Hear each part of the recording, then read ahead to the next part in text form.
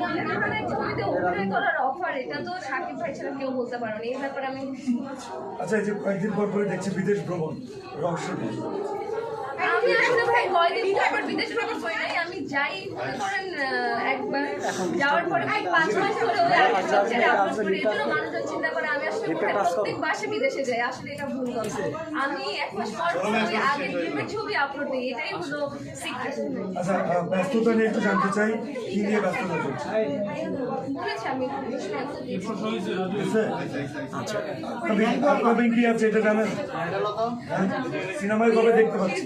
হ্যাঁ, জিজ্ঞেস করছি, এটাও জিজ্ঞেস করছি। তাহলে আচ্ছা, জাকির করুক। মিউজিক ভিডিওতে দেখা গেছে ভাই শেখ সাথীর সাথে আরে ভাই সাথে আমার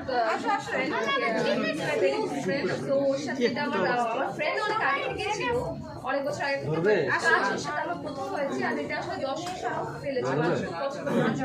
আর সেই সাথে আসলে টিকটকে খুবই ভাইরাল, তো ওর সাথে কাজ করলে গান হিট হয়ে যায়।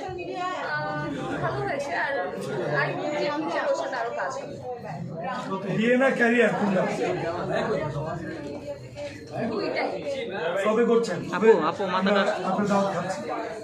সবকিছু ঠিকঠাক থাকলে 2025-এই আপনারা সবাই দাওয়াত খাবেন। ছেলে কি ঠিকঠাক ফ্যামিলি না? না ছেলে খোঁজেন আপনারা আমার জন্য। একটা সুন্দর দেখে ভালো দেখে একটা হিন্দু ছেলে খুঁজে নিয়ে আসেন আমার জন্য। একটা সিঙ্গেল মেয়ে আছে, আপনারা এতগুলো মানুষ একটা ছেলে খুঁজে পান না। কি গুণাবলী চাইছেন আপনি? এটা রাজু ভালো করে। হ্যাঁ রাজু ভাই, আপনি আমার জন্য একটা ছেলে খুঁজে নিয়ে আসেন। একটা হিন্দু আমি ছেলে, CV দিব? সুশীল ছেলে। না, আমাকে বলতে দাও। হিন্দু, সুশীল, ভদ্র, কেয়ারিং। দ্যাটস ইট, আর কিছু দরকার নেই। আচ্ছা, ভালো মনের মানুষ পেলে হিন্দু বৌদ্ধ খ্রিস্টান কি কোনোটা কি বাদ বিচার করতে হবে? রিলিজিয়ান ফ্যাক্ট আসলে